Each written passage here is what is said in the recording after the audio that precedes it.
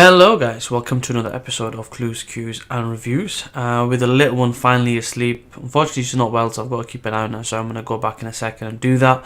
I want to get this out of the way, render it, and then I'll come back and upload when I need to. Anyway, brilliant chapter. A lot of stuff in there. We had perspective, we have fighting, we had the emotional side of things, we had progression, and we had the villains moving forward.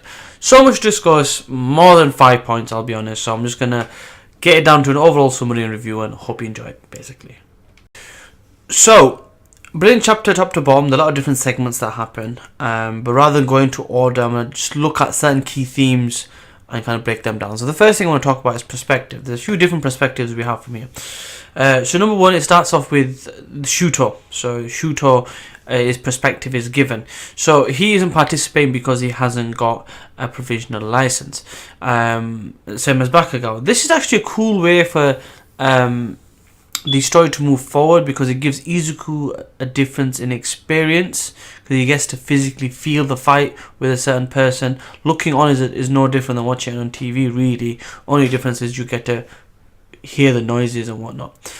But what this also does, this specific perspective, is it reinforces the time thing. So it was going to either be 5.5 minutes or 0.5 seconds in the timer that I gave last week.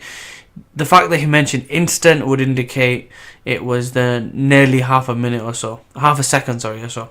Now, with that being said, he said an instant, so it literally was half the class. Essentially, the side of the class that were doing the ranged attack were taken care of first. We later find this out that this wasn't a specific thing for the class, it's just something that they always do. The only difference was he held back to a certain degree not to kill anybody. Carrying on with the idea of perspective, we also get Hado's and Amajiki. I had to actually look up the notes. I can't remember his name sometimes.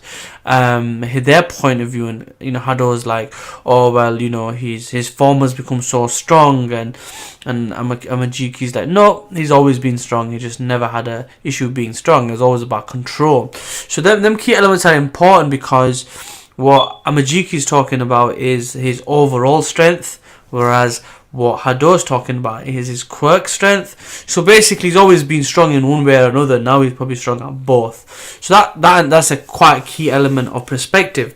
There's a little bit more about perspective. I'll get to that in a moment. But before that, let's go back to what happens in the fight.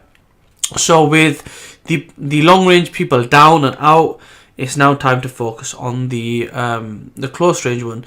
With a lot of people getting excited or thinking, oh, he's unbelievable and amazing. Amajiki does state that it's no different than a pro seeing an amateur.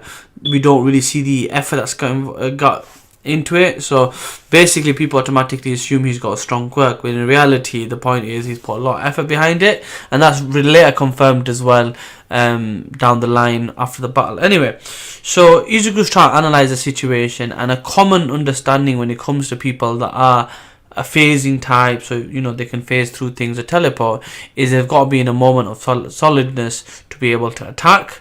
And he makes that basic assumption that everybody else would make and tries it out.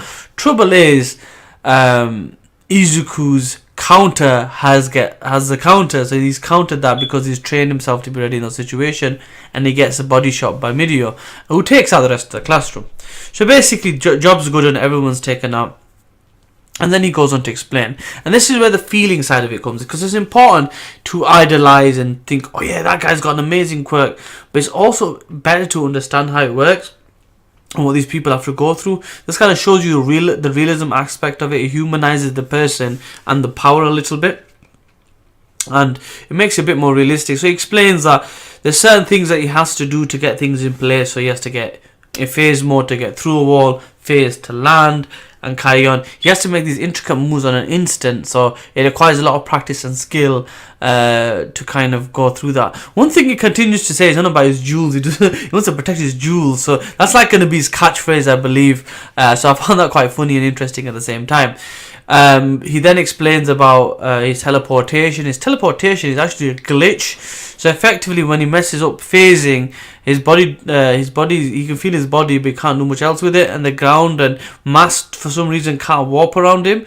So when he adjusts and he goes solid again, he pops out. So what he does, he uses that to his advantage and pops out in the direction he wants to pop out. So in that sense, he's using a weakness as a strength, and that can only be really enhanced and kind of made instantaneous like that through practice. So that further reinforces hard work, effort is important thing. What this also does is those people that we now deem as having weaker quirks can indeed become more powerful with training, and that's a key message that they want to push out, and that's probably why they want to talk. They will probably do about the villains as well in the same way. Anyway, so he explains that, and then he talks about how it feels and the weakness of it. And he explains that he sometimes can't even breathe because the oxygen passes through him, and it's like he's falling.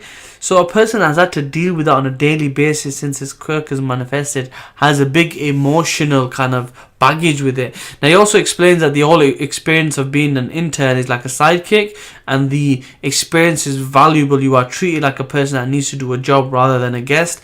And people are like, yeah, that's true, because everyone else thought of us as guests. That invaluable experience is literally a matter of life and death on a daily basis, and that's what pushed him to become strong.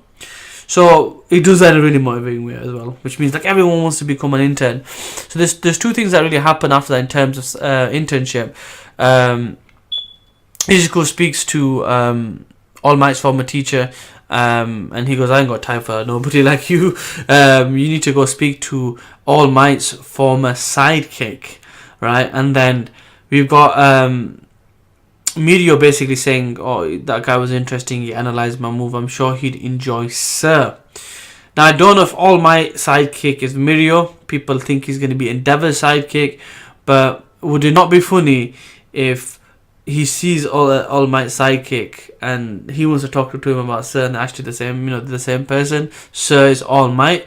It could also be that he goes to speak to All Might's sidekick and it's somebody else, and it's I'm a Chiki, and Mirio's Endeavor sidekick, and basically they're at odds. It's just funny. There's so many things that can happen, but now the crazy thing is at the end, the villains are beginning to make their move. As someone has come through, a leader of a little kind of a band of rebels or villains has now met Shirogaki. I can't remember his name, I haven't seen him so long.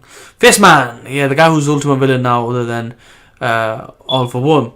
And it basically, they're reuniting. It's kind of like the League of Villains 2.0 is about to happen. With that being said, that sets up a lot for future episodes. There's a lot to think about, a lot to look forward to. What do you lot think? Do you think Mirio is Endeavor's was Endeavor's sidekick, or do you think it was All Might's? Everything points to All Might, but it could be just a curveball, boom. Yeah, I was talking about Endeavor the whole time. You know what I mean? So it's going to be interesting. I'm looking forward to it. I'm back on the hype train, like I said. Without further ado, thank you very much for your watching and getting involved, like, comment, sharing, subscribing, all that good stuff. Please continue to do so and let my channel grow. I really would appreciate that, and I'll see you next time. Peace.